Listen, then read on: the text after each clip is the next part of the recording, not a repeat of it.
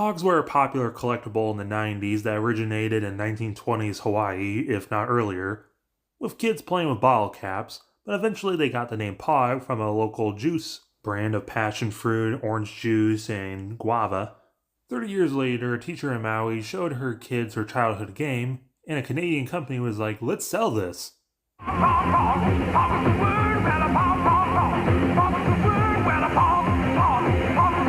To play Pogs, you get a set of these cardboard discs, stack them up, and then you get a metal or probably plastic slammer disc, and you slam it on the pile. And you take home all the facing down Pogs. And of course, like every popular trend, teachers and schools hated them and tried banning them because they said it promoted gambling, and honestly, to be fair, it kind of is, because you would be buying chips and then betting if you can keep them or not. But no matter, because they were everywhere at the time. And much like how most people play Fortnite just to get the skins of the characters they liked, most people just collected Pogs because they had characters they liked. Literally everything had a Pog to it. Elf Pogs. Remember Elf? He's back in Pog form. From Power Rangers to the presidents to sports people to the O.J. Simpson trial. What? How did they get people to sign off on this? Is ridiculous. Could you imagine if Pogs were still a big thing today? Like, you just go to Walmart and you see a big box set for the Luigi Pogs. Like, what? And like literally everything in the 80s and 90s, they gave it a pilot to see if they could sell a show. Brought to you by Deke. Coming exclusively to video spring 1995. A cool Gridman. Superhuman Samurai Cyber Squad. Maybe another time. We begin with a lot of clips from the episode and a theme song. Slammers of darkness, slammers of light. When they come together, they fight, fight, fight. The theme song is basically repeating that and Hawaiian slammers over and over again. So after a minute and a half of a pretty repetitive song over clips of the entire episode, sometimes repeating, the episode finally begins with this dude, Dr. Von Fragman. He's using a laser to cut open a thing, which inside has a talisman. Somebody called Jackie Chan. Well, apparently these blobs are actually ancient Hawaiian hieroglyphs, and it says it's a slammer. That's a pretty impressive trick. No way a kid can do that. Summons this cool-looking purple hood guy, which I'm pretty sure I've seen before. Like the sun commands its planets, he whom the slammer revolves around is master of its power. Apparently this is Shadow Slammer, who has shadow manipulation. 9 more. 5 slammers of darkness, 5 of light. Possess them all, and you possess the power of the world. Make sure to buy them today, kids! They're located here in Hawaii.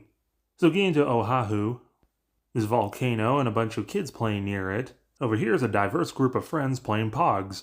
The main one is Ronnie, who kind of looks like the son of Janine and Egon. That would be a different Ghostbusters Afterlife. Yeah, well, I've been working on a special move. Check this out. The special move that defies physics and logic. I gotta try that one. Good move. You're so goofy, Barack.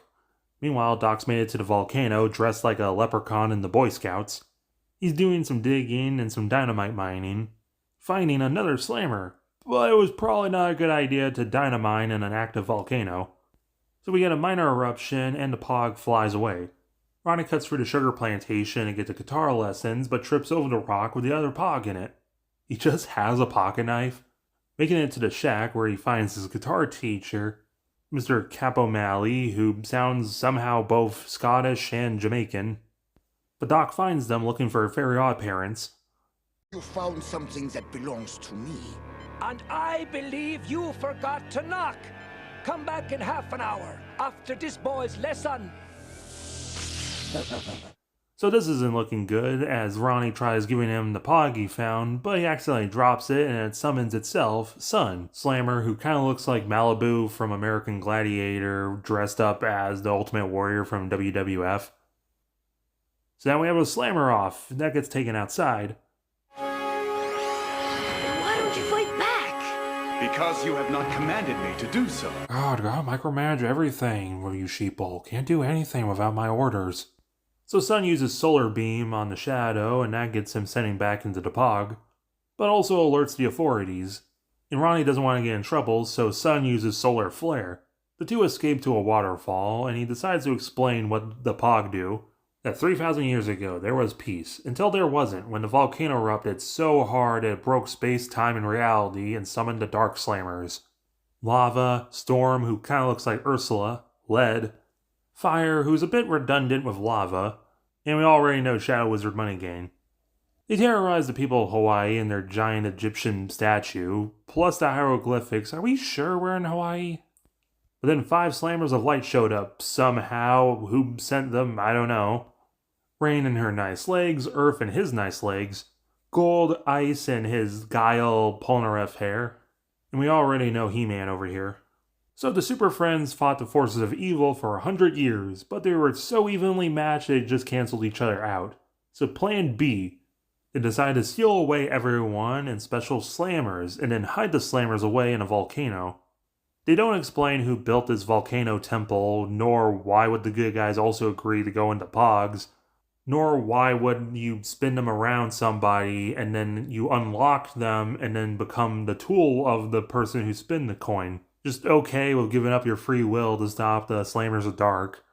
The Slammer also has to be of a similar soul, light or dark, and they can't get too far away, so Ronnie has to take Sun to the volcano to find the others. Plus, he also has some shining powers to sense the others, I guess. But Doc has a little device, so they manage to separate the two with Shadow. Ronnie makes it to the chamber, but not before the others do. Doc says he's been looking for the Slammers for 20 years, despite the fact he needed Shadow to tell him what they were. Either way, he summons Storm to deal with Sun, but Ronnie does some sick tricks with a coin summoning gold. Whoa, don't just stand there gawking. Command me. Haluga! But Doc uses his own trick of taking all the Dark Slammers and just dumping them on the ground, which I guess works. But Ronnie's able to summon the others. This causes a big battle, which causes the volcano to erupt. Sun tells Ronnie to go on without them. He makes it out on time, and luckily the Sun Slammer isn't too far behind him. And hopefully everyone survived the volcano spewing lava and ash everywhere. This was alright.